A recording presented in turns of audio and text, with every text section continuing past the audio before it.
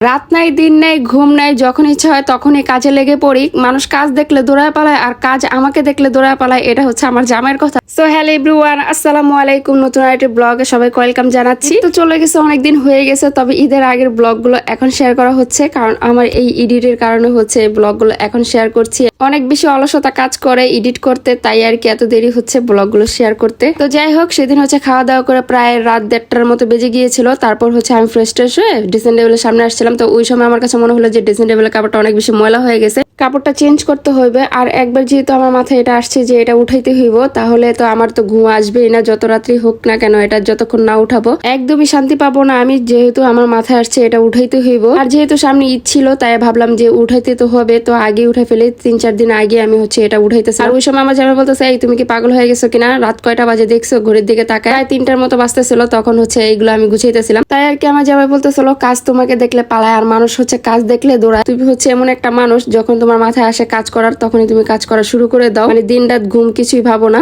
আমার তো একটা আবার অভ্যাস হয়ে গেছে, 4টা-5টার আগে কোনো ঘুমিয়ে আসে না চোখে। তাই ভাবলাম যে যেহেতু জেগেই থাকবো মোবাইল টিপলে, তার থেকে ভালো হচ্ছে কাজগুলো আগায় নেই, তাও ভালো। আর আমার জামাই বলতেছে, তুমি যতক্ষণ এই কাজগুলো না করবা তুমি শান্তিতে ঘুমাতেও পারবে না, তার থেকে ভালো তুমি কাজ করো। তো যেই ভাবা সেই কাজ, ঘরটাকেও ঝেড়ে নিলাম, খাটের নিচটাও পরিষ্কার করে নিলাম, আর ড্রেসিং টেবিলটাকেও গুছিয়ে নিলাম, সবকিছু ভালো করে গুছিয়ে রেখে দিলাম। আর আমার ঘর থেকে যেহেতু হাট দেখা যায়, একটু পরপর দেখতেছি যে গরু দিয়ে পুরো ভরে গেছে হাট, আর মানুষও দেখি সারা রাত হাটের ভিতরে ঘুরঘুর করতেছে। তো কাজগুলো শেষ করতে করতে প্রায় 4টা বেজে গিয়েছিল। 1 ঘন্টার ভিতরে সব কাজগুলো শেষ করে নিয়েছি। তারপরে তো আমার একটু লিচু খেয়ে নিলাম, মানে ক্ষুধা লেগে গিয়েছিল কাজ করতে করতে। এগুলো খেয়ে হচ্ছে তারপর ঘুমায় পড়ছিলাম। তারপরেই তো সকালবেলা হচ্ছে ঘুম থেকে উঠছিলাম 12টা-1টার দিকে হচ্ছে ঘুম থেকে উঠে। প্রতিদিনই সকালবেলা হচ্ছে, রাত্রেবেলা হচ্ছে দেরি করে ঘুমায়, আর সকালবেলা হচ্ছে দেরিতে উঠি। তখন তো সকাল থাকে না, তখন তো দুপুরই হয়ে যায়। তাই কাজ কাম করতে করতে হচ্ছে সন্ধ্যা হয়ে যায়। তার ভিতরে আমি সেদিন আবার 2টা ঘর পরিষ্কার করতেছিলাম, আমার মায়ের ঘরটাও পরিষ্কার করে দিয়েছিলাম, আর বিকেল বেলা হচ্ছে আমার ঘর পরিষ্কার করতেছিলাম। রান্নার রুমটা ভালো করে পরিষ্কার করে নিলাম। রান্না বান্না তো করি না, তেল কাজটা ঝামেলা নাই, কিন্তু ধুলাবালু এসে একদমই ময়লা করে রেখেছে, আর এগুলি ভালো করে পরিষ্কার করে নিলাম। কিচেনটা একটাও ধুয়ে নিলাম, কারণ এটা তো অনেক বেশি ধুলা জমে গেছিল, তাই আর কি ধুয়ে দিলাম। তারপরেই তো বেসিনের এই জায়গাটাও ধুয়ে দিলাম। আর এই কাজ কাম শেষ করতে করতে রাতে হয়ে গেছে। আর এদিকে হচ্ছে আমার জামাও চলে আসছে কিছু জিনিসপত্র নিয়ে। তো যা যা আনতে বলছিলাম তা নিয়ে আসছে, শুধু ভুলে গেছিলাম আমি আমার প্রয়োজনের জিনিসগুলাই বলতে তাকে,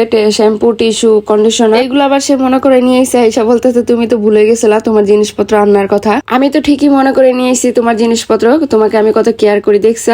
তো যাই হোক, যা যা আনতে বলছিলাম সবকিছু নিয়ে এসে। তো এদিকে সসেসও নিয়ে আসছিল, আর এই বিস্কিট গুলো আমার কাছে অনেক বেশি ভালো লাগে, তাই এই বিস্কিটই নিয়ে এসে। এটা খেতে অনেক বেশি মজা। ও আবার সবসময় আমার পছন্দের জিনিসগুলাই আনে, তো এগুলো হচ্ছে গুছিয়ে রাখলাম। আর এদিকে হচ্ছে রুটি নিয়ে আসছিল আর কি, বাকরখানি যেটা আমরা বলি। এদিকে যে ছোট ছোট কিউট কিউট নিয়ে এসে বাকরখানি গুলো, আমি তো দেখে অনেক বেশি অবাক হয়ে গেছি, এত ছোট গুলো আনছে কাকা, তুমি তো ছোট জিনিস অনেক বেশি পছন্দ করে, তাই ছোট ছোট নিয়ে আসছি। এদিকে 2 রকমের বাকরখানি নিয়েছিল, একটা মিষ্টি বাকরখানি আর একটা মিষ্টি ছাড়া। তো এগুলো হচ্ছে গুছিয়ে রাখলাম। আর রেগুলারলি যেহেতু চা খাওয়া হয়, তাই দুধটাও বেশি লাগে, তো এদিকে দুধও শেষ হয়ে গেছিল, তাই দুধও নিয়ে আসছে। আর এই তো সব কাজ কাম শেষ করে গোসল টোসল করে হচ্ছে রাত্রেবেলা খাবার খেয়ে নিলাম। অনেকদিন পর হচ্ছে আমদুধ ভাত খেলাম। ছোটবেলায় তো অনেক বেশি আমদুধ ভাত খেতাম, এখন তার তেমন খাওয়া হয় না।